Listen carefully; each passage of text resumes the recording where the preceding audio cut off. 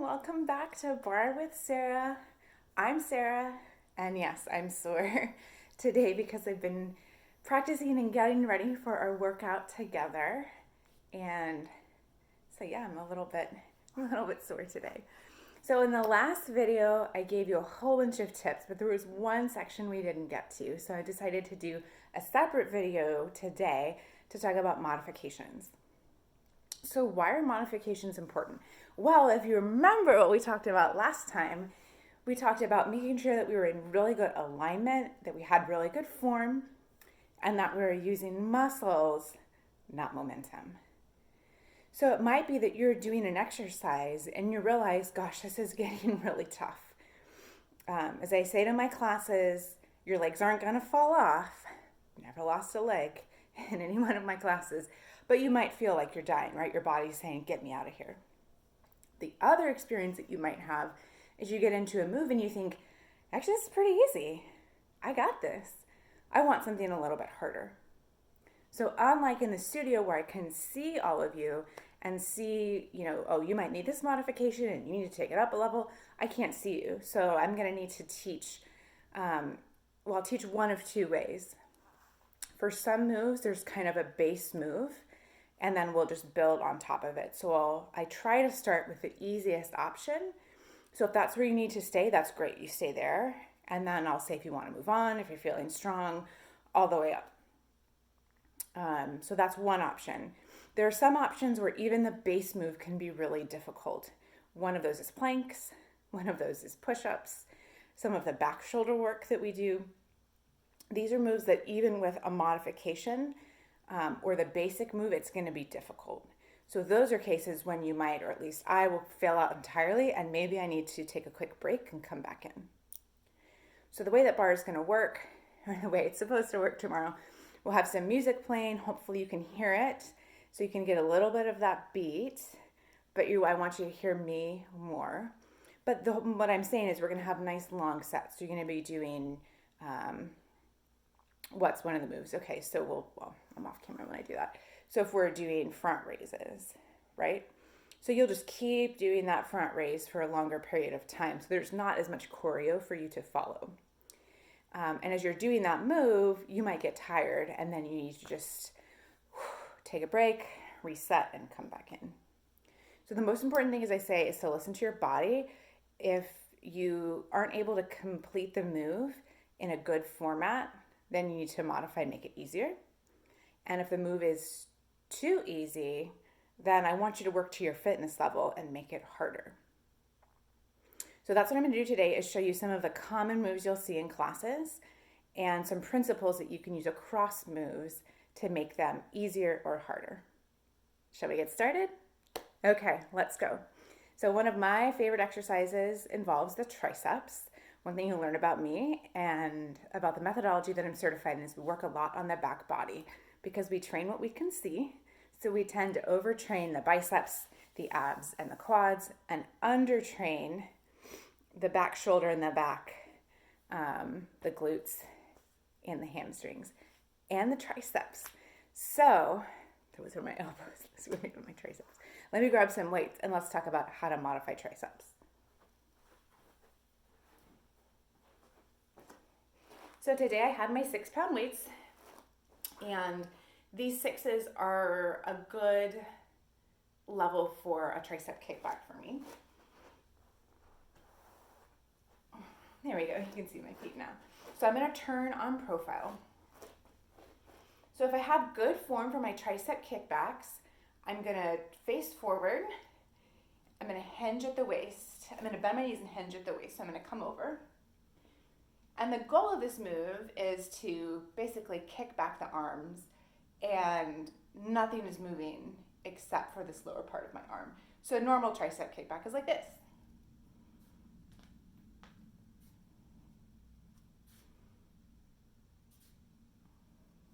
Great. Okay. Now to be honest, tricep kickbacks are hard, and sometimes we're going to be moving at a really good clip. So let's say you've picked up your weights, you're a few moves into the set, and you realize, wow, this is really challenging. So let's talk about some of the modifications that you can make. So the first thing that you can do is you can come out of the move.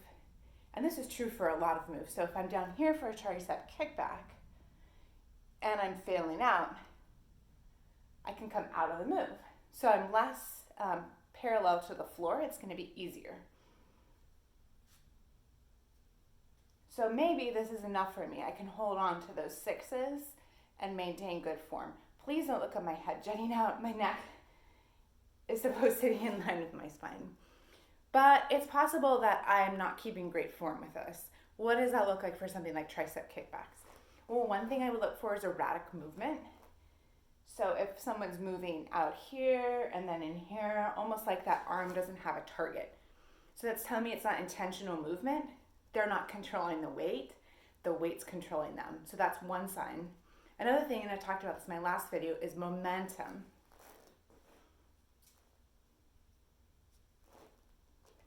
So anytime you get that hiccup or trying to throw in the move, that tells me that it might be too heavy.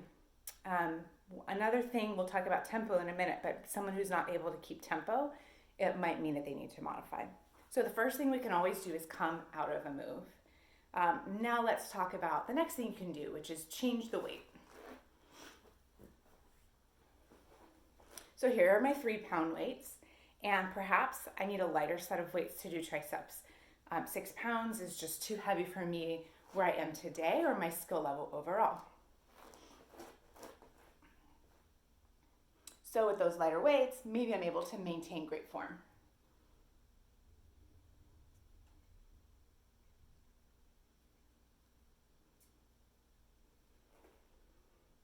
Perfect. So maybe that solves the problem.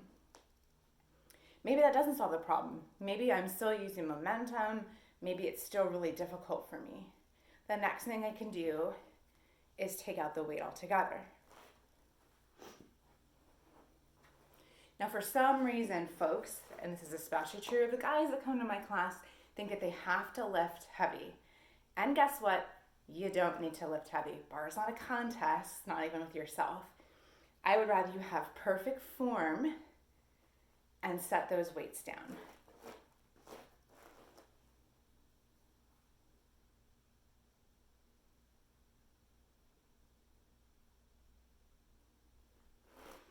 So that's teaching me how to do that move. There's one tricky thing about lifting with just body weight, and that's having the control throughout the range of motion. You have to create resistance with your own body. You don't have a weight to work against. So if I'm thinking about doing a bicep curl without weight, I don't know if you can see my biceps flexing, but I'm actually like, this is a good workout for me because I'm learning how to sustain that contraction and that release over time. I also see people with no body weights and with very light weights. So for example, 3 pounds is pretty light for a bicep curl, that are just throwing it. That's really not the point. So know that setting your weights down is always an option, but you really have to think about the way that you're lifting. One analogy I like to think about is that you're lifting the weight through a pool of water. Because you think about running in the pool and how it gives you a little bit of resistance. You can't run very quickly. That's the same principle. So pretend you're lifting that weight or that leg in water. Okay, the last modification you can do to make it easier is to just come up and out of the move. That's not true, there are 2 more. So it's to come up and out of the move. So maybe I'm here doing my kickbacks and I'm still dying. I've dropped down. I want you to come up out of the move. Inhale, exhale, get your head on straight, and then come back in stronger. I love seeing people reset and coming out of the move in my class. That means they have that mind-body connection. They're thinking about what they're doing. They're realizing something doesn't seem right. I might not be doing this right. And they need to collect themselves. And you can see the fire in their eyes when they come back in and they keep going. So you will see me fail out. You will see that fire in my eyes when a move is getting tough. So it's not just you, it's me.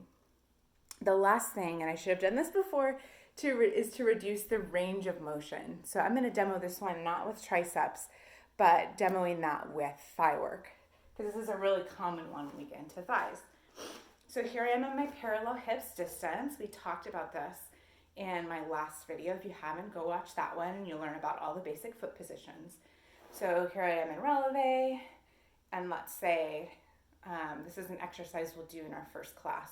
Then I'm just going to be sliding down the wall. So I'm going to go down and down, and up, down and down. Oh, shaking already. Up and up. So let's use our principles of modifying with this. Well, there aren't any weights that I can drop because this is a body weight exercise. So the first thing I can do is come up out of the move.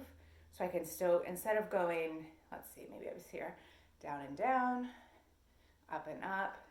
Maybe I go down and down, up and up, down and down, up and up. So as you can see, I moved the whole range of that up. So the deeper we go into most of these moves, the more difficult it is. So if you're here and you're shaking and you've got to come up a little bit, you're just going to come up to maintain that form. You can also reduce the range of motion. So it can still be a 2 count, but for you, since you're doing a smaller range of motion, it's going to be just slower. So instead of me going, so before I was going down and down, up and up, maybe I'm just going down and down, up and up, down and down, up and up. Don't be afraid of small range of motion in bar. I would rather you do that move perfectly in a small range of motion than to be flying all over the place with your limbs asunder. So that's really not the point. And then the last one, as I was talking about, is to come up and reset. So if I'm here and I'm just really struggling in this parallel, what I want to do is I want to come up out of the move, not locking the knees, maybe shake it for a second, maybe drop the heels, breath in, out, back into the fire. All right, so as we talked about, there are lots of modifications to make something easier. You're going to make the range of motion smaller. You're going to come up out of the move. You're going to switch to a lighter weight. You're going to drop off your weights entirely. Or, last things last, you can always come up out of the move, reset, and come in stronger. And you'll see me do all of these things. What you'll also see me do is demoing different levels. So a great example is planks. Planks are one of my favorite exercises, but they're challenging. So you'll see me always demo different plank options. There'll always be an option for you to stay on your knees, or if it's a plank with movement, to stay static. And then you'll see me pop up and demonstrate planks with movement or planks on the feet. And I'll generally go between, just knowing that I have a mixed level class and that people perhaps need to check in and say, wait, what am I supposed to be doing again? And I want people to be able to catch me doing different variations of the move. All right, now I'm talking to you when you're feeling really great about a move. And, we all have different strengths. We all have different areas that we're working on. So what can you do to make it harder? Not surprisingly, these are some of the opposites of what we just talked about. So the first thing that we can do is to go deeper into the move. Let me grab those weights and let's talk about what that looks like for triceps. Okay, here are my 6s again. And this is going to be challenging because I'm a little sore in the back of the arms. You'll know why soon. So here I'm in my hinge. This is a good tricep hinge, nice flat back. And let's say as I'm doing this, we'll go back, in and in, back, in and in. So let's say that's easy for me. What does going deeper in the move look like? Well, I'm going to put a little more bend in those knees. And then keeping my back nice and straight, I'm going to pitch the whole body forward, coming down to be more parallel with the floor.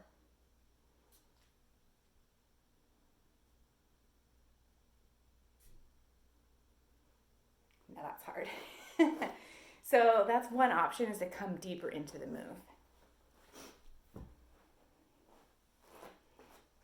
We looked at that a moment ago. So if we were in this hips distance in parallel, and I was working, again, I say slide down the wall so you feel the fire and feel the quads engaged. But let's say I'm just kind of like, oh, this is not doing it for me today. Maintaining good form, I'm just going to slide down a little lower. Slide down a little lower. And again, you know your body. Some days it's going to be, wherever we are is going to be fine. Some days I'm at the top of the range of the move. The next thing we can do is pick up heavier weights. Here's my 10. 10 is a lot for triceps, especially when we're going at a really good pace. But I could be here in my nice regular kickback.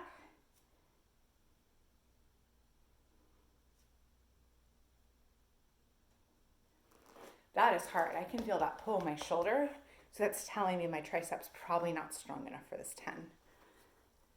It could be depending on what sets of weights you have. You might be in between weights. So the studio that I teach normally, we have 5s and we have 8s. We have other weights too, but the 5 to 8 transition is really difficult. A lot of my clients can pick up the 5s. They can rock the 5s for the biceps and for the shoulders and for the triceps. But the jump to the 8 is really, really hard. That's a big jump for some of these muscles. And so what I recommend is if you're in between 2 weights, your light set feels too light, your heavy set feels too heavy to maintain, to really think about split sets. So to have both of your weights available, I do this when I take classes all the time. And maybe I'm starting with an 8 for my tricep kickbacks, and somewhere in the middle of the set I realize I need to set these down. So I'll quick set them down, pick up the 5s, and keep going. So it's something that you can do, especially if your skill level's in between your weights. You can also buy more weights, but this is why I have weights that go from 1 to 10 pounds, because I'm always trying to optimize and find the best for that. The last thing that you can do, so what did we talk about? We talked about going deeper into the move. So in parallel, that was sliding further down the wall. In triceps, that's going more parallel to the floor. We talked about picking up more weight. That really only applies for when we have the weights. That's not all the time. The last thing that we can do is to add balance.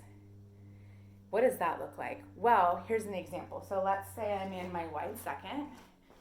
Wide second is one of the positions we talked about in the video, my last video. And so here I come down to my wide second.